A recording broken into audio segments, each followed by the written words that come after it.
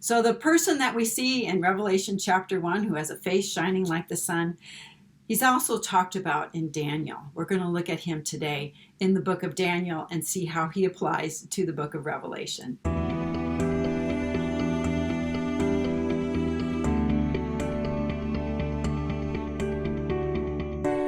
So a lot of Bible teachers out there will suggest, and I believe it's true, that you can't understand the end time prophecies unless you understand two books in particular, the book of Revelation and the book of Daniel.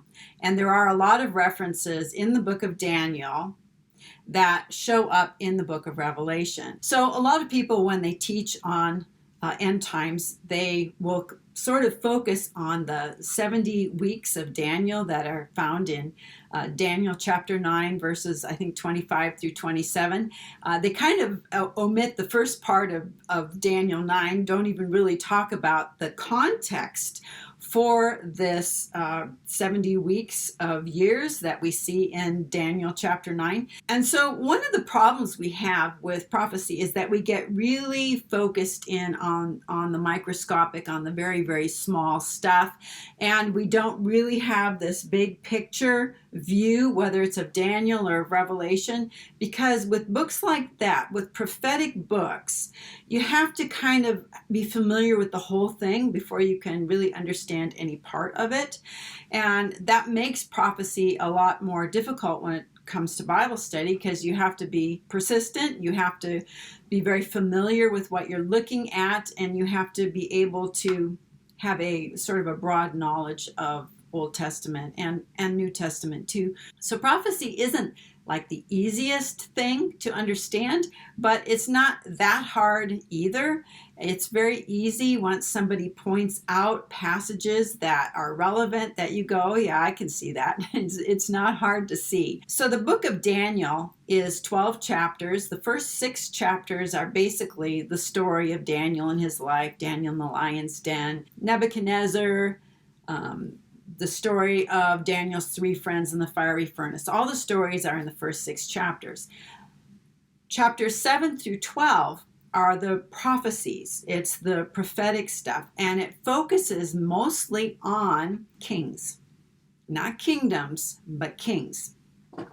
And there is this person that we can trace through the last 6 chapters of Daniel. We can trace him through, and ultimately, when we get out of Daniel, we're going to find that this person, this entity, is actually showing up in the book of Revelation in at least 2 places. A lot of what is going on in the last half of Daniel is Daniel's going to have a dream. He's going to have a vision. He's going to have some words that are given to him. There's a lot of prophecy that's taking place, and the fulfillment of much of this prophecy took place before the first coming of Christ.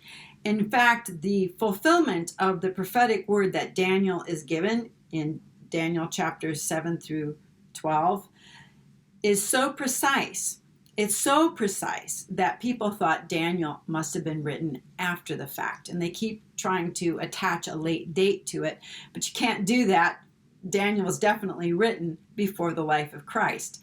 But the kingdoms and the world empires and their leaders, the kings, which is what's prophesied about here in Daniel, are so precise, and they take place with such exactitude, such precision, that people were for sure certain that it couldn't be written before it happened as prophecy. So what I'm going to do here is I'm just going to sort of give you the bird's eye picture of what's going on. I'm not going to go into a lot of detail about certain things, but I want to highlight an individual who keeps showing up. And I'm sure you'll be able to identify who this is. So Daniel chapter 7, verse 1, in the first year of Belshazzar, king of Babylon, Daniel had a dream and visions of his head as he lay in his bed. And then he wrote down the dream and told the sum of the matter. And Daniel said, I saw in my vision by night, and behold, the 4 winds of heaven were stirring up the great sea. Okay, this is comparable to those 4 angels who are holding back the four winds that we see in Revelation chapter 7, verse 1. And the four great beasts came up out of the sea, different from one another. The first was like a lion and had eagle's wings.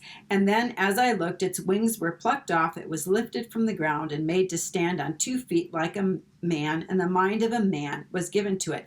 This is talking about a person, a king, Nebuchadnezzar, who had a mind of an animal, and then God restored him after he spent 7 years of eating grass like an animal. God restored him and gave him a man's mind back again.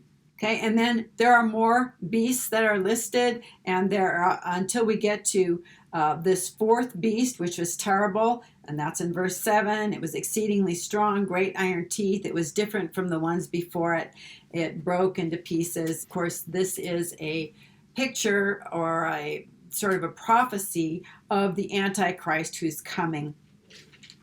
And then all of a sudden we skip way in advance, and now we are seeing that thrones are being placed, and then the one like the Ancient of Days. This is God the Father taking his seat, and his hair is like wool. His throne was like fiery flames, and a stream of fire came from before him, and then thousands and thousands of people sat before him. While Daniel is looking at this, he keeps hearing this voice, the sound of the great words that this horn was speaking. And I looked, and the beast was slain, and its body destroyed and given over with fire to be burned. And as for the rest of the beasts, their dominion was taken away, but their lives were prolonged for a season and a time. And I saw in the night visions, and behold, with the clouds of heaven came one like a son of man to the Ancient of Days, and was presented before him, and to him was given dominion and honor, that everybody should serve him. His dominion is an everlasting dominion, which shall not pass away, his kingdom one that shall not be destroyed. So we get down to verse 15, and of course we know that this one like a son of man who is presented to the Ancient of Days, this is Jesus. Okay, and it's sort of reminiscent now of Revelation chapter 5, where we see Jesus coming forward and taking the scroll. Verse 15, as for me, Daniel, my spirit within me was anxious, and the visions of my head alarmed me. And I approached one of those who stood there and asked him the truth concerning this matter. Okay, there's two things here I want to mention. First is the truth. Okay, this is a phrase, this word, the truth, is going to appear several times, and it's equivalent to the testimony of Revelation. The testimony of Jesus, which is the truth. He's going to be a faithful witness of that. And Daniel is looking at this vision in his head, and he's concerned, and he approaches someone there to ask him the truth about this. And I'm like, well, who is he approaching? Well, he's still in his vision, and he's approaching one of the people who are standing there, one of the thousands or 10,000s that serve the Lord. And this sort of is a type of when John approaches one of the 24 elders. One of the elders says, who are these people, John? Do you know who these people are who are showing up? And John says, I don't know, you know. This is an example of a transaction, an interaction between someone in the vision and John himself. And in this case, it's Daniel and someone in Daniel's vision. And so he told me and made known to me the interpretation of the things. Verse 17, these four great beasts are four kings who shall arise out of the earth. But the saints of the Most High shall receive the kingdom and possess the kingdom forever and ever. So these beasts that are rising out of the earth, that the winds are stirring up, the four winds are stirring up, these are kings who are going to arise out of the earth. It doesn't say these are kingdoms. These are kings who are going to arise, and it includes that last king who has yet really to show up in all of his fullness. This is the one we know of as the beast who ascends from the bottomless pit, the beast who rises from the sea. And verse 19, then I desire to know the truth concerning the fourth beast. Okay, and this is the one we think of as being a type of the Antichrist. How out of this beast there's going to be a person, a horn, little horn, who is going to make war with the saints. And we know that's true, of course, from what we read in Revelation 13, that the beast will make war on the saints. But then he goes, the person here who's sharing with Daniel goes immediately to the happy ending, and he says that the Ancient of Days will come and judgment will be given for the saints of the Most High. And then he said, as for the fourth beast, there shall be a fourth kingdom on the earth, and it shall be different from all the kingdoms, and shall devour the whole earth. So this king, this beast, has a kingdom, and that is what the beast is going to have. He's going to have a kingdom. It's not the beast system. The beast does not have a system. He has a kingdom, just like the previous kings had kingdoms. And down to verse 25, he'll speak words against the Most High. He'll seek to wear out the saints of the Most High and change the times and the law. And they shall be given into his hand for a time, 2 times and half a time. Okay, that's the 3.5 years or 42 months that Israel is going to be in the wilderness, being persecuted by the beast. And then it talks about how the court will sit in judgment, his dominion will be taken away, and the people of the saints of the Most High will rule. All right, let's go down to chapter 8. The 3rd year of the reign of King Belshazzar, a vision appeared to me, Daniel, and after that which appeared to me at the first. So he's saying, I'm having a second vision here, and I saw in the vision, and when I saw, I was in Susa, the capital. So he was actually taken to a different place, which is in the province of Elam, which is Persia. And I saw in the vision, and I was at the river Ulai, or however you say that. And I raised my eyes, and behold, a ram standing on the bank of the river. So now there's this vision of a ram, and then a he-goat comes, and then we're talking about the little horns again, and so on. So it's another vision with more animals in it. This is still talking about the historical kings that would come after Belshazzar. But let's jump down to verse 13, because this is sort of where it gets fun. Then I heard a holy one speaking, and another holy one said to the one that spoke. So there's this holy one who is talking. And then another person is interrupting the person who's talking and asks this question: how long is the vision concerning the continual burnt offering and the transgression that makes desolate and the giving over the sanctuary and the host and so on? How long does that last? And the one who was speaking said that's for 2,300 evenings and mornings. It's possible that the 2,300 evenings and mornings refer to at the time of Antiochus. They could refer to something at the time of the end. I'm not going to focus on that because that's not the point I'm wanting to make in this video. Verse 15, when I, Daniel, had seen the vision, I sought to understand it, and behold, there stood before me one having the appearance of a man. And I heard a man's voice between the banks of the Ulai, and it called, Gabriel, make this man understand the vision. Okay, so the man who is standing in front of Daniel, he's called a man, but we know he's an angel. He's Gabriel. Okay, he's Gabriel, and he's going to tell Daniel what the meaning of that vision was that he just had. But I want you to get the picture here. There is a river, and there's a man who is speaking. He's in the middle of the river somewhere. And there is another man over here who interrupts this man while he's speaking. This is Gabriel. He's going to interrupt this man and ask him a question about this stuff. When is this going to happen? And this man is going to tell Gabriel, and then Gabriel tells Daniel. Then we get down to verse 16, and it says, and I heard a man's voice between the banks of the Ulai, and it called, Gabriel, make this man understand the vision. And that's when Daniel falls on his face, and he's all weak and everything, and in a deep sleep, but Gabriel touches him and lets him know what's going to be happening.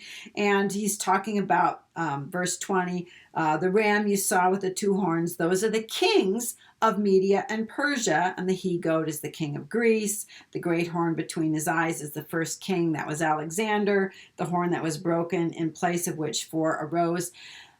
These are the 4 generals of Alexander's who had kingdoms after him. That's the interpretation then that Gabriel gives to Daniel. Then we get to chapter 9. Okay, so chapter 8, Daniel has this dream or this vision of this ram and this goat and a little horn. There is someone speaking and someone else interrupts him and says, I have a question. The one who's speaking says, okay, here's the answer to the question. You tell that to Daniel. And then we learn that this voice is between the banks of, and then Gabriel basically gives him the interpretation of that dream or vision that he just had. In chapter 9, we have Daniel, who is perceiving that the time for the Babylonian captivity is over. He prays this awesome prayer of repentance on behalf of the nation. Then Gabriel comes when Daniel's confessing the sins of the people and praying and so on and so forth, and gives Daniel the 70 weeks of years. So at the end of 70 years, Israel was going to go back to the land again. Judah was going to go back to the land of Israel, the land of Judah, rebuild the temple and so on. But Gabriel's going to give him a much bigger prophecy. It's not just about 70 years, it's about 70 times 7 years, or 490 years. They're not 490 consecutive years. They are in groups of 7 weeks of years, and then 62 weeks of years, which brings us to 69 weeks of years. And then there's this other week of years, the 70th week, that's actually divided in half of 3.5 years and 3.5 years. I'm not going to get into Daniel chapter 9. I have whole videos on that, the Messiah in Daniel. I hope you'll check those out. So let's go to chapter 10. Verse 1, in the 3rd year of Cyrus, king of Persia, a word was revealed to Daniel, whose name was Belteshazzar, and the word was true. Again, this word was true. It's the same thing as the testimony in Revelation. And it was a great conflict. And he understood the word and had understanding of the vision.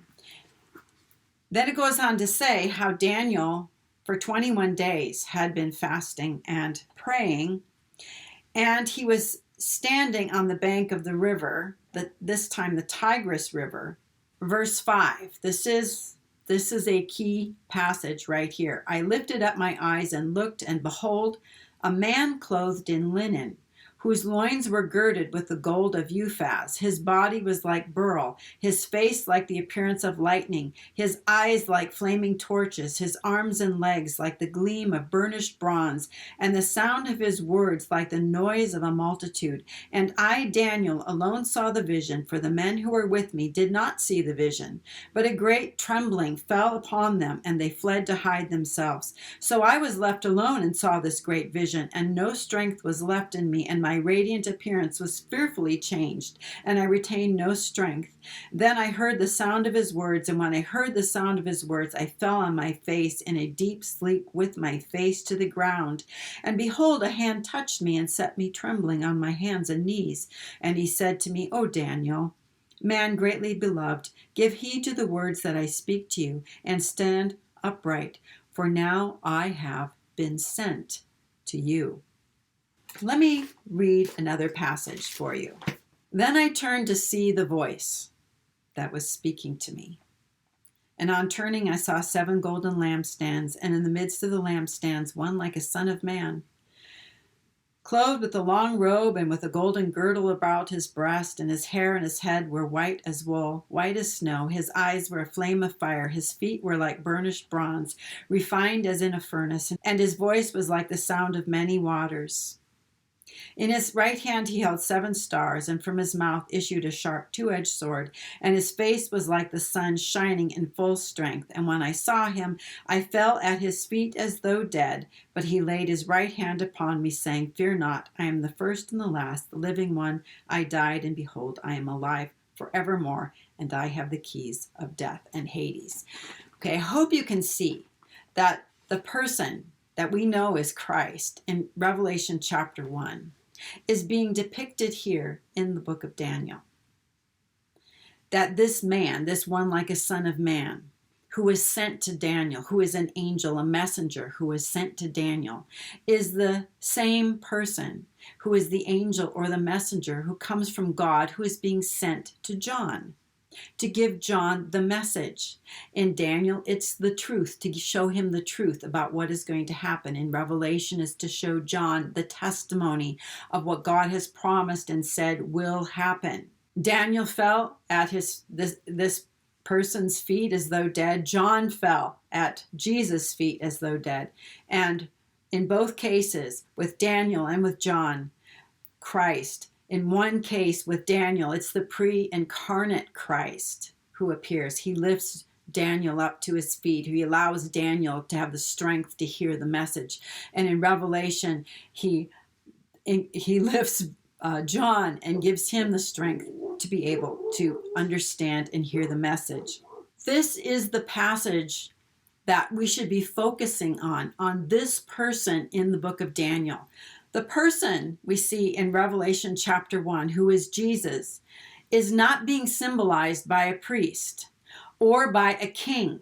He is being represented by this angel, this messenger in the book of Daniel. He's called a man here, but so is Gabriel. And we know Gabriel is an angel or a messenger. Now, Gabriel he's not the son of God. He's a created being, whereas the man who has the face like the sun, this is God.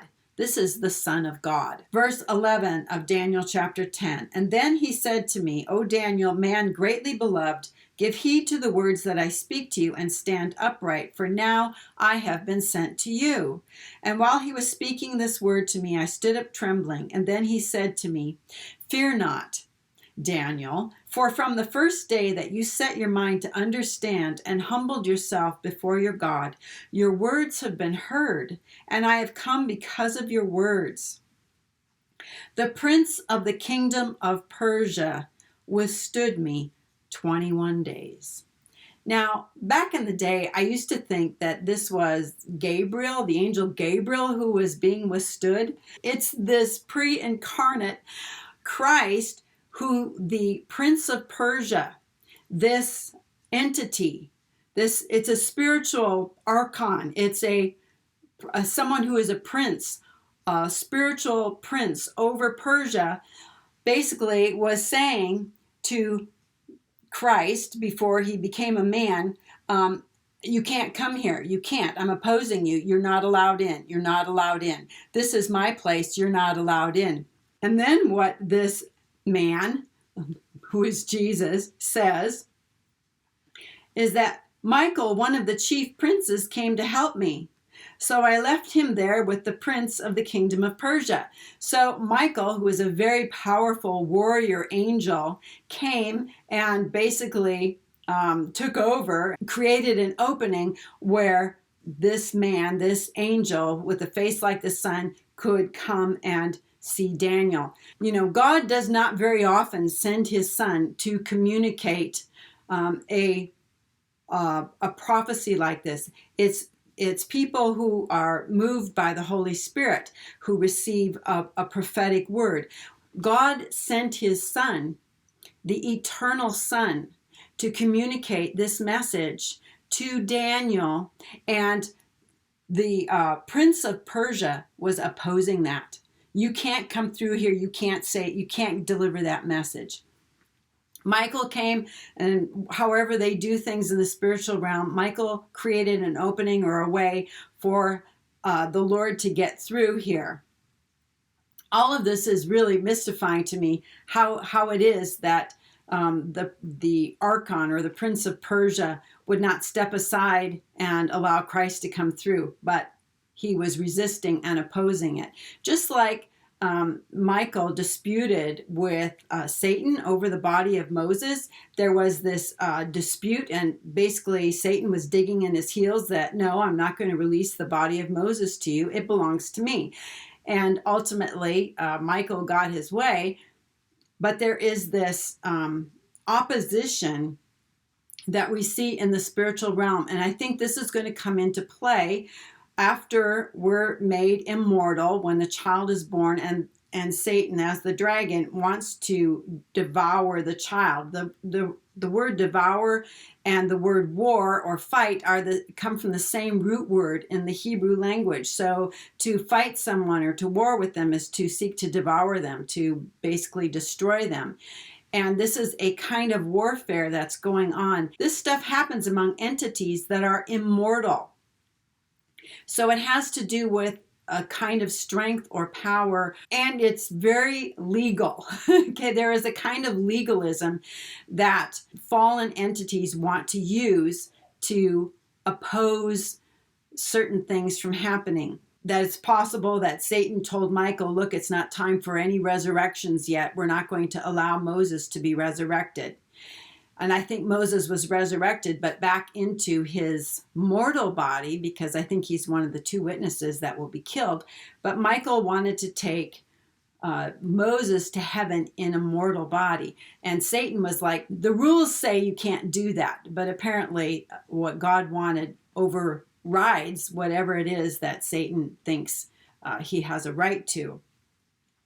So the prince of the kingdom of Persia withstood me 21 days. And the word withstood there is amad, and we'll see that same word amad later on in Daniel 12, where Michael arises. That is, Michael stands up. He amads. He opposes whatever is going on. But Michael, one of the chief princes, came to help me, and I left him there with the prince of the kingdom of Persia. And I came to make you understand what is to befall your people in the latter days, for the vision is for days to come. Then he said to me, do you know why I have come to you? But now I will return to fight against the prince of Persia, and when I'm through with him, lo, the prince of Greece will come. But I will tell you what is inscribed in the book of truth. There is none who contends by my side against these except Michael your prince. And as for me, in the first year of Darius of the Mede, I stood up to confirm and strengthen him. And now I will show you the truth. Behold, 3 more kings will arise in Persia. And now what Christ is giving him is this pre-incarnate Christ. He is giving Daniel a history of what is going to happen over the next few hundred years. And it's so precise. This is the part of the book of Daniel where people go, this couldn't be written before it happened. It must be written after the fact because of the accuracy of it. So now we're going to skip over to chapter 12. At that time shall Michael arise, the great prince who has charge of your people, and there will be a time of trouble, such as never has been till there was a nation until that time. But at that time your people shall be delivered, everyone whose name is found written in the book. And of course, that's the book of life. This is talking about that time when Michael is going to have a war in heaven against Satan, the dragon, cast him and the fallen angels to the earth. And it's after these fallen angels are on the earth along with Satan that the nation of Israel will have that terrible time unlike any other time. But everybody will be delivered. And then it just sort of skips on into the future here. And many of those who sleep in the dust shall awake, some to everlasting life, and some to shame and everlasting contempt. Okay, so we're already jumping forward to the time of the resurrection, whether it's the resurrection of those who actually believe in Jesus, which will happen, or that great white throne, the resurrection just before the great white throne judgment, where some are going into everlasting life onto the new earth, and some will go into the lake of fire. Verse 3, and those who are wise shall shine like the brightness of the firmament, and those who turn many to righteousness like the stars forever and ever. So we're talking about righteous people who share the wisdom of God will shine like stars. And we're going to see that again also in Revelation chapter 1, where Jesus appears with stars in his hand. And in Daniel, stars are people. They're righteous and holy people. But you, Daniel, shut up the words of and seal the book until the time of the end, and many shall run to and fro, and knowledge shall be increased. Then I, Daniel, looked, and behold, two others stood, one on this bank of the stream and one on that bank of the stream. And I said to the man clothed in linen, that's the one with the face shining like the sun and the golden girdle, who was above the waters of the stream, how long shall it be till the end of these wonders? And the man clothed in linen, who was above the waters of the stream, raised his right hand and his left hand toward heaven, and I heard him swear by him who lives forever and ever that it would be for a time, 2 times, and half a time. This is Christ, who is raising his hand and swearing by him who lives forever and ever. And we see this again in Revelation chapter 10, where the mighty angel with a face like the sun, who is descending to earth with a roar, he's going to put 1 foot on the land and 1 foot on the sea. He's going to raise the dead. He's going to change the living.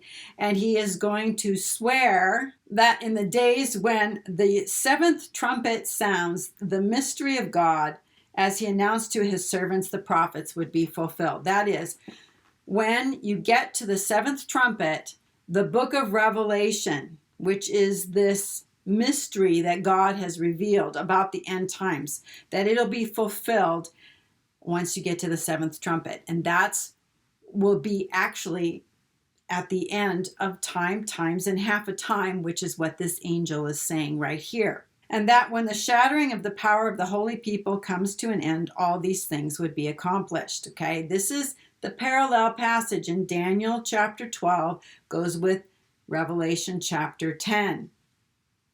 I heard but did not understand, and then I said, O my Lord, what shall be the issue or the end of these things? And he said, Go your way, Daniel, for the words are shut up and sealed until the time of the end.